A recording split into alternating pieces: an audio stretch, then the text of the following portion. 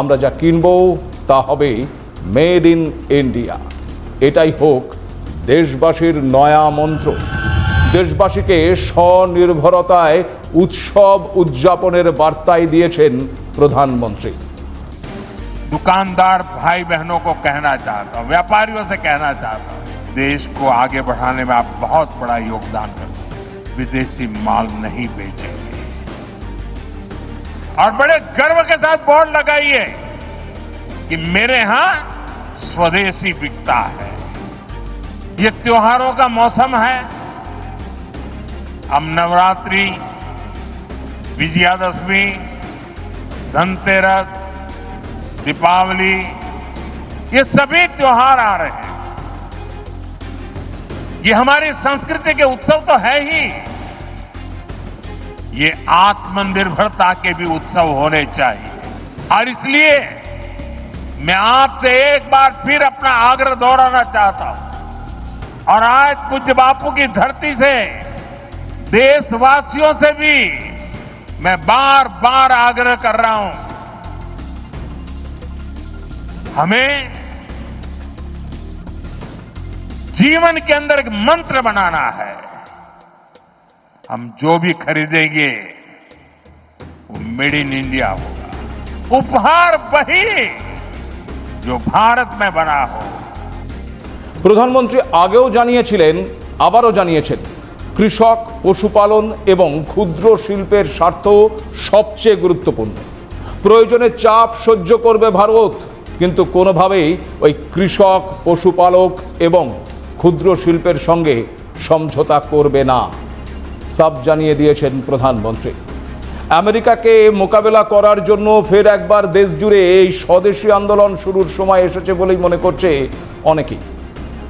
রাজনীতির টানাপোড়েনকে দূরে সরিয়ে এক্ষেত্রে দেশের বিরোধী রাজনৈতিক দলগুলোকেও এগিয়ে আসার কথা বলছেন অনেকে। দেশের স্বার্থে ফের একবার সমস্ত ভারতবাসী একজোট হয় কিনা এখন সেটাই দেখার। তবে ভারতকে উপেক্ষা করে আমেরিকা যে চলতে পারবে না সে কথাও বলেছেন বিশেষজ্ঞরা। তাই ভারতের ওপর এই চাপ খুব বেশি দিন ট্রাম্প ধরে রাখতে পারবেন না বলেই মনে করছেন তারা। কারণ ভারত জুড়ে যদি এই স্বদেশী আন্দোলন শুরু হয় তবে চাপে পড়বে ভারতে ব্যবসা করা ওই আমেরিকান কোম্পানিগুলিও। অন্যদিকে আবার বিশ্বের দরবারে ভারত, রাশিয়া, চীন নতুন অক্ষরেখা তৈরির সম্ভাবনাকেও উড়িয়ে দেওয়া যাচ্ছে না। ভারত ও চীন কাছাকাছি আসার ফলে ট্রাম্পের কপালে আরও ভাঁজ বেড়েছে। তাই এবার চীনকেও হুমকি দিয়ে বসেছেন ট্রাম্প। কি হুমকি দিয়েছেন চীনকে? চীন কি আদৌ তাতে কোনো তোয়াক্কা করবে? ভারতের সাথে চীনের সখ্যতায় এবার কুনজর আমেরিকার। এবার চীনকে কড়া হুঁশিয়ারি দিলেন ডোনাল্ড ট্রাম্প। চীনের সাথে দুর্দান্ত সম্পর্ক ধরে রাখতে চায় আমেরিকা, এমনটাই বলেছেন ট্রাম্প। পাশাপাশি তিনি মনেও করাচ্ছেন, তবে ওয়াশিংটনের হাতে অবিশ্বাস্য কার্ড আছে। সেই কার্ড খেললে চীন ধ্বংস হয়ে যাবে। তবে সেই কার্ড খেলতে চায় না আমেরিকা। চীনের সাথে আমেরিকার দুর্দান্ত সম্পর্ক থাকবে। হোয়াইট হাউসের ওভাল অফিসে এই মন্তব্য করেছেন ট্রাম্প। তবে কি কার্ড আছে তার হাতে তা খোলসা করেন। তবে ট্রাম্পের এই মন্তব্য ফাঁকা আওয়াজ বলেই মনে করছেন বিশেষজ্ঞরা। শুল্ক বোমা নিক্ষেপ করে ট্রাম্প নিজেই এখন বিপাকে পড়েছেন। না তা গিলতে পারছেন, না তা ছাড়তে পারছেন। এই অবস্থায় ট্রাম্প কি করবেন তা নিজেই ঠিক করে উঠতে পারছেন না। এরই মধ্যে আবার ট্রাম্পের হাতে কালো দাগ নিয়ে শুরু হয়েছে চর্চা। হৃদয়জনিত রোগের কারণেই কি এই দাগ, তা নিয়ে জোর জল্পনা শুরু হয়েছে। কয়েকদিন আগেই হোয়াইট হাউস বিবৃতি দিয়ে জানিয়েছিল হাতের এই কালশিটে দাগের কারণ তাকে অত্যাধিক হ্যান্ডশেক করতে হয় এবং নিয়মিত অ্যাসপিরিন খেতে হয়। এছাড়াও ত্বকের হালকা জ্বালাভাবের কারণেও এমন কালশিটে হয়ে যাচ্ছে। খুব স্বাভাবিকভাবেই এই অ্যাসপিরিন সাধারণত ওই কার্ডিওভাস্কুলার কোনো সমস্যা থাকলেই খেতে হয়। কার্ডিওভাস্কুলারের অর্থ ওই হৃদরোগজনিত যে কোনো সমস্যা। তবে কি না থাক, সেই সিদ্ধান্তে না হয় নাই বা গেলাম। কিন্তু ট্রাম্প যে ঘন ঘন তার সিদ্ধান্ত বদল করছেন তার আরও একটি প্রমাণ মিলেছে। একদিকে যখন চীনকে হুমকি দিচ্ছেন, তখন আবার চীনের ছাত্রছাত্রীদের জন্য আমেরিকার দরজা খুলে দিচ্ছেন। অবৈধ অভিবাসী তাড়ানোর নামে গত কয়েক মাস ধরে মার্কিন যুক্তরাষ্ট্রের বিভিন্ন বিশ্ববিদ্যালয় থেকে বিদেশি শিক্ষার্থীদের বিরুদ্ধে রীতিমতো অভিযান শুরু করেছেন মার্কিন প্রেসিডেন্ট ডোনাল্ড ট্রাম্প।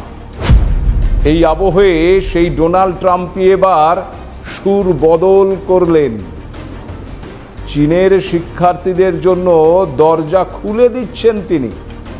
কয়েকশো বা কয়েক হাজার নয়, 6 লক্ষ চীনা শিক্ষার্থীকে মার্কিন যুক্তরাষ্ট্রে পড়াশুনো করার অনুমতি দিলেন ট্রাম্প। সম্প্রতি চীনকে শুল্ক আলটিমেটাম দিয়েছেন ডোনাল্ড ট্রাম্প, কার্ডের ভয়ও দেখিয়েছেন। আবার তিনি বলছেন, চীন যদি মার্কিন যুক্তরাষ্ট্রে বিরল ওই ভূচৌম্বকীয় পদার্থ রপ্তানি না করে, তাহলে দেশটির ওপর 200% শুল্ক আরোপ করা হবে। সেই আলটিমেটাম নিয়ে আলোচনার মধ্যেই এবার চীনা শিক্ষার্থীদের জন্য মার্কিন যুক্তরাষ্ট্রের দরজা খোলার ঘোষণা ডোনাল্ড ট্রাম্পের। অন্যদিকে ট্রাম্পের এই ঘোষণা করার পরেই সমালোচনার ঝড় উঠেছে মার্কিন যুক্তরাষ্ট্র জুড়ে। সবচেয়ে বেশি সমালোচনা করছেন ট্রাম্পের সমর্থকদের একাংশই। ট্রাম্পের সমর্থকদের সবচেয়ে বড় মঞ্চ মাগা, মেক আমেরিকা গ্রেট এগেইনের সংক্ষিপ্ত রূপ। এর সিনিয়র নেতা লরা লুমের এই ঘটনাকে ট্রাম্পের ওই আমেরিকা ফার্স্ট নীতির সঙ্গে বিশ্বাসঘাতকতা বলে উল্লেখ করেছেন এক্স বার্তায়। তিনি বলছেন, আমরা দেশে বেশি বেশি মুসলিম এবং চীনাদের আগমনের জন্য ভোট দিইনি। কমিউনিস্ট দেশ থেকে আসা অভিবাসীরা এবং শরিয়াপন্থী নোংরা লোকজন মার্কিন যুক্তরাষ্ট্রকে মহান করবে না। দয়া করে মার্কিন যুক্তরাষ্ট্রকে চীন বানাবেন না। মাগা আর অভিবাসী দেখতে চায় না।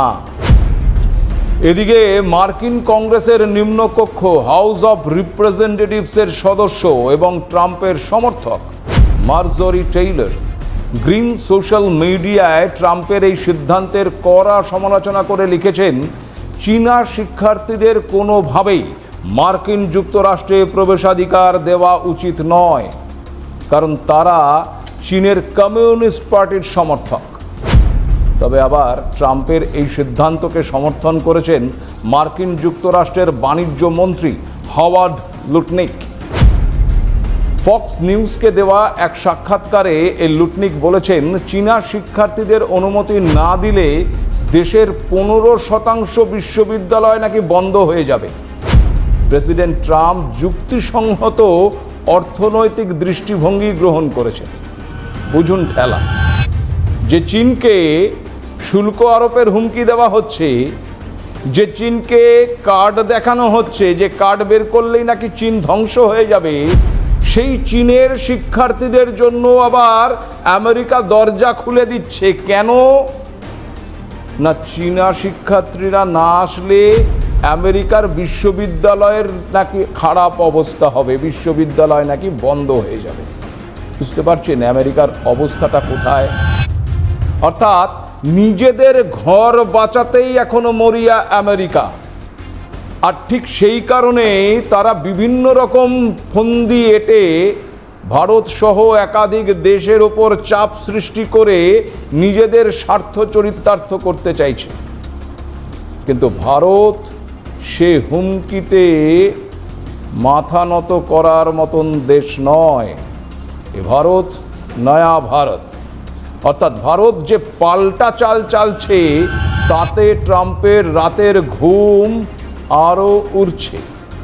এবং খুব স্বাভাবিকভাবেই প্রধানমন্ত্রী যে স্বদেশি কার্ড এবার সামনে নিয়ে এসেছেন, খুব স্বাভাবিকভাবেই ভারতবাসী যদি সেই আবেদনে সাড়া দিয়ে আগামী উৎসবের মরশুমেই শুধুমাত্র স্বদেশি পণ্যের ওপরই জোর দেয়, তাহলেই আমেরিকার পুরো থরহরিকম্প হয়ে যেতে পারে। খুব স্বাভাবিকভাবেই ভারতে ফের একবার স্বদেশি আন্দোলন বা স্বদেশি মুভমেন্ট শুরু হওয়ার সময় এসেছে।